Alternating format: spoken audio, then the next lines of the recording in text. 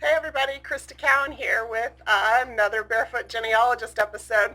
Today's topic is state census records. Lots to talk about here, so hope you are ready for a good 15 or 20 minutes of a lot of information. You might want to grab a pen and paper so that you can write some of these tips down as we go along. First thing I want to talk about with state census records actually is how it relates to the federal census. So most of you know by now that the federal census has been taken every 10 years on the 10s since 1790. From 1790 through 1840, only the head of household was listed with tick marks for age categories and gender categories of the people in the household. From 1850 to 1870, every member of the household was listed, but there was no relationship listed, and so it makes it sometimes a little bit difficult to determine if all those children really belong to those parents or who those additional adults in the household are. Are they cousins? Are they siblings? Or how those relationships work. From 1880 to 1930, the relationship to the head of household has been listed as well as every member of that household. Now, some of you are aware that in 1890, there was a census taken in 1890, and in 1921, that census was mostly destroyed by fire. And so there's this giant gap in records where we don't have census records, federal census records, to fill that in. Then 1930 is the most recently available federal census. The United States has a 72-year privacy law on census. That means they'll be releasing the 1940 census on April 2nd of this year. I have a big countdown clock on my desk that I'm always excited about how close we're getting. So today we're going to be talking about state census records, and one of the biggest benefits of state census records is it helps fill in those gaps in between those 10-year federal censuses.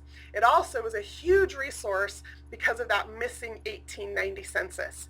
So with that much of an introduction, let's dive into what we can find from our state census records. The first thing that you probably need to know is how to find those state census records on ancestry.com. Now, those of you who've been with me for a while know that one of my favorite resources on ancestry.com is the card catalog. For those of you who are new, you can find that by hovering over your search button and then scroll down to card catalog and click on that. That will take you to a listing of all of the individual databases that we have on Ancestry.com. You can see now we're up to 30,511 databases, and each one of those databases has millions of names in some cases in a single database. So that's why when you do a global search or just search everything we have, sometimes you get a lot of search results. What we're going to be looking for is ways to narrow that based on what you're looking for specifically. So the first thing that I would do if you're just getting into exploring state census records is in this title field right here, I would just type state census and click search. You'll notice that 30,000 databases quickly goes down to 36. So Ancestry.com has 36 different state census databases online. You can see that the default sort here is popularity. You can choose to sort that by database title, which I sometimes do just so I can get a little bit of a different view of what's going on. Now, most of these censuses are going to be organized by state. Some of them, however, are organized by county, since that's the only portion of that census that either was taken or that Ancestry has been able to gain access to. Let's look at a couple of these just so that we can see exactly what we're looking at. The first one we're going to look at is actually a database that we just released last week. It's the Michigan State Census.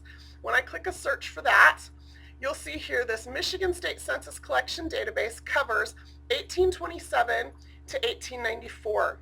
There are over 1.3 million records contained in that specific collection. So I'm going to click on that. Excuse me. And it's going to take me to a search box, which is something you're all familiar with, and I know there's this huge temptation to just dive right in and start searching for things. I would recommend, before you do that, scroll down past that search box to the database description. There are a couple of things about this that are really important. The first one is under source information, you're going to see that we obtained these records from the archives, the state archives of Michigan in Lansing. Where those records come from is a big deal for a lot of collections, actually for all collections, but you'll see why for this one here in just a minute. Then you actually can read about what is actually included. So this state census starts in 1827. This database description explains that Michigan made its first population count in 1827 before it was even a state, and continued taking censuses until 1904, often in years that ended in 4. Right? So now we know kind of what we're looking at and what we're looking for. It also then will list usually what information we indexed off of those images. And then in this case, the images are actually going to be hosted by the Michigan State Archives. Now we've put the index up, and we were just a little anxious to get it out to you, and so we put it up last week, and the images are not yet ready on the Michigan State Archives website, but they will be in the next few weeks. And you'll always want to click through and see an image if an image exists, and I'll show you how to access that here in just a minute. Once you've read that database description and have an idea of what you're looking for, now you can start searching. So I'm going to search for a woman who should be living in Michigan. Her name is Carolyn Beeman. Beeman is her married name, and I'm searching for her actually after her husband died. And we're going to see if we can find her. That's all the information I'm going to put in, and I'm going to click search. Here she comes up, Caroline Beeman. She's age 71. She's living in Leroy in Ingham County. And this is a really important thing to pay attention to when you're in these state census indexes and databases, is this census year. And the reason is because you're not just looking at a single year census, right? So when you're looking at the 1930 federal census, for example, all you're seeing is 1930 census results. But when you're looking at state censuses, oftentimes we've concatenated, or the archive has delivered to us their entire state census collection as one single collection. So this covers a huge range of years, which means technically I should be able to find Caroline in multiple years. So I found her here in 1884. I should also probably be looking for her in 1894, maybe even in 1874. So pay attention to that census year when you're looking in these databases.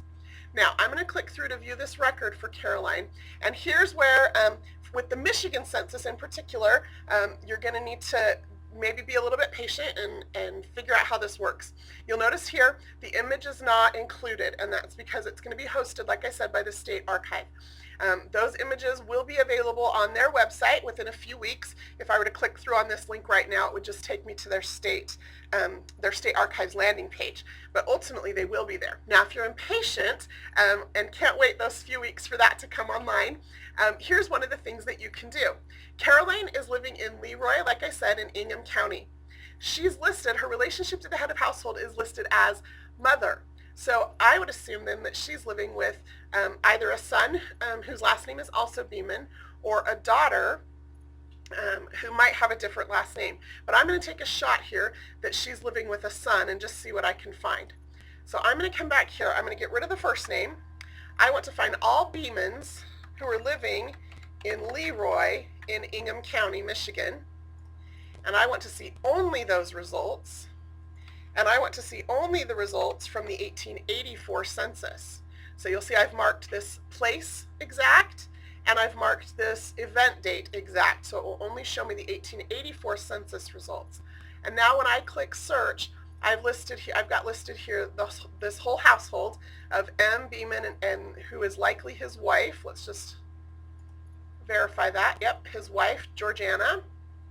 And then their children, Reuben, son, and John, who is a boarder, and his last name is actually Bowman, not Beeman. So I will probably I for sure will want to see the original image of this when it comes online. So for now, what I'm going to do is I'm going to take Caroline's record here, and I'm going to come over here to save this record to my shoebox. I'm going to click that, and it's going to put this record in my shoebox. So in a few weeks, when those images come online, I'll be able to link directly link directly to it from this page and actually view that original image and get the information about that household off of that image. So that's the Michigan State Census, just one of the censuses that we have online. Let's look at another one. Again, every state census is a little bit different, and every year in that state census is sometimes different as well, and that can be a little bit frustrating. I would love that everything would be uniform and the same, but it's not. We take it how we get it from the state archives and the various places we get those records. And so the key is when you find a collection that you're interested in, again, scroll down to the bottom and read that database description. This particular collection came from the State Historical Society of Iowa. We tell you very specifically which census years are included, and here we have 1885 and 1895, which again is fabulous because of that missing 1890 federal census. Now we have state censuses on either side of it that will help fill in some of those gaps for you. Also, if you scroll down, we tell you in this database description exactly which counties were included in that state census for each given year. So not every county existed when that census was taken. Those that did exist didn't necessarily all take censuses. So you'll notice here in 1846 these 3 counties took a census, and in 1847 these additional counties took a census. Now in 1849, just 2 years later, Clinton takes a census again, as does Van Buren, but now we've added several counties. So not every county took a census every time there was a state census, and so sometimes it's a little bit off. So read these database descriptions so you know exactly what years you're looking for or where your family might be living. Okay? Now once you've done that, you can scroll back up to the top and you can do your search. Now, one of the things that I like to do, rather than looking for a specific person, is to look for families. So I'm looking for the Joy family. I've always loved that last name. And I'm looking for any Joy families that are living in Woodbury County. Again, I'm going to mark that location exact because I just want to see the families with that last name living in that county for the time being. Scroll down here and click search. And you'll see I have 150 search results. Now, for some, that's a really manageable list. For others of you, you might want to narrow that list down a little bit. You can do that by just coming back in here and editing your search. And you may notice on this particular search form, we've included information that you can search on based on what we've indexed. So you can search on the parents' birth years, because that was one of the fields that were indexed, or the parents' birthplaces, or the marriage place. I think that that's fantastic, the way that that works. Now, once you get your search results, here in this particular census, we're going to look at William Joy.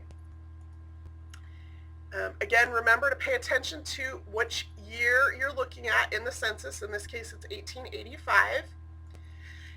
Here it looks just like a typical federal census search result in that the family is grouped together. You also can view others on the page, so if you want to see a complete index list of everybody that's on that index or on that image, you can look and see who their neighbors are. But I am going to for sure want to click through to this image because the image is here. Always want to go as close to the original source as you can get. Now you can see this isn't beautiful, but you can read it, right? And it takes you right here to William Joy. But I want you to scroll to the top of this page and make sure that you read these column headings so that you know what these things are that have been indexed. If you can't read them, you can zoom in a little bit. If that doesn't work, or if you just can't quite make something out, we have this little magnify button that I use a lot where you can hover over something and then click and it will put it into focus. Okay, so I'm going to look here and see what these columns mean. These columns are the name of each person in the household. Then we have a township, range, and section, which has to do with where they're living, and then their actual street address, so the house number and the street name. Then this column says age at birthday in 1884. Remember, it's the 1885 census, but the question was how old they turned on their birthday in 1884. Then their sex, their color, I can't quite read what this field is. Their marital status, their profession, So you can just see as you come across here, birthplaces, information about their parents, all sorts of other information over here. You want to read these little columns, right? Information about military and voting and naturalization status, whether they can read or write. Each of those little tick marks mean something and can tell you something about your ancestor. I don't just want to know where they lived or when they were born. I often want to have a picture of who they were. And so I will take actually all the time, I will take this information and I'll transcribe it straight into the notes for that person in my Family Tree Maker program. So for example, for William Joy, I would write something like 1885 State Census, Woodbury County, Sioux City. William L. Joy is living at 823 Jennings. He was 54 years old on his birthday in 1884. His occupation is listed as lawyer. He was born in the state of Vermont. And then I would go through and figure out what each of these tick marks meant and write a brief sentence about each of those things. Knowing whether our ancestors could read or write helps us understand a little bit more about their education and about their lifestyle. Knowing what their occupation was helps us a lot of times to differentiate between people with the same name living in the same place. If one's a lawyer and one's a farmer, or somebody's a blacksmith and somebody's a cabinet maker, you can start to differentiate between people of the same names if you record that occupation when you find it. Knowing whether or not somebody is naturalized or not, all of those little pieces of information that sometimes just appear as little hash marks on a census page, if you record them, help you to find the right people going forward, and even more importantly for me, help me to tell the story of who these people were. I would then probably end that entry in William's note, just listing that enumerated with him are Francis and Chauncey and Helen, and then it looks like there are some additional people, 1, 2, 3, 4 additional people living at the same address, who are likely either boarders or I don't think they're family members, just looking at this based on what I know about this family. So I would just make a note about him and what I found in the census to help tell that story, and also to make sure that I have all the information recorded as I go looking for more documents about this family. Okay, the last census record that I want to, or the last state census that we're going to look at today, there's plenty for you to explore on your own. I'm just doing this so that you have an idea of what's available to you, is the Florida State Census. And here's why I love the Florida State Census. So all of you know, 1940 census, the federal government's not releasing it until April 2nd of this year. And then of course it has to be digitized and indexed and put online, and that will take a little bit of time. The different states have different privacy laws. So the federal privacy law is 72 years.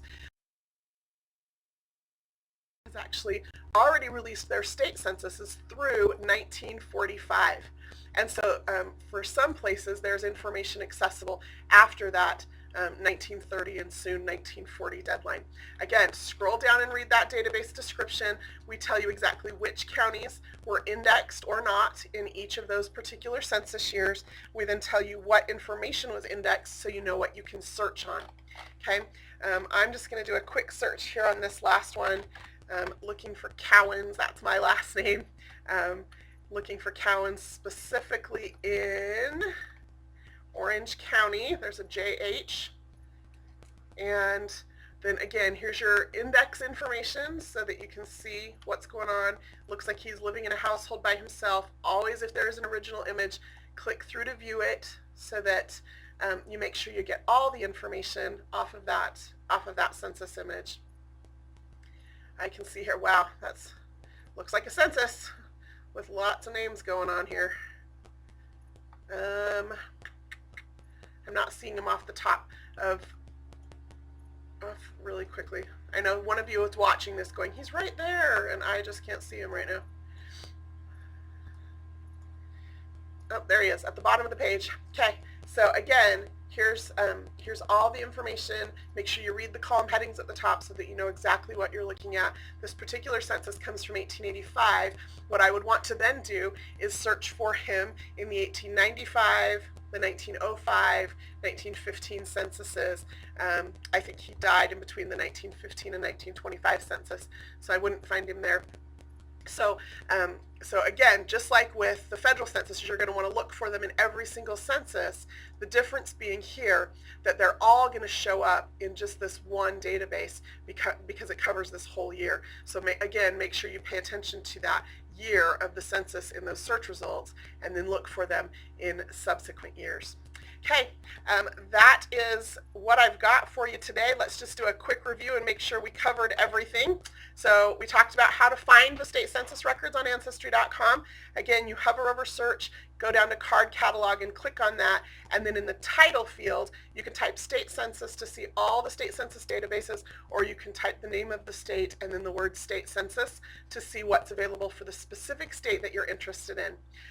Once you get to that specific database, avoid that urge to just start filling in those empty boxes, and scroll down past the search boxes to read that database description so that you know exactly what years and counties are covered and what information was indexed in that database. Also, when you're using your search results, be sure to pay attention to the year.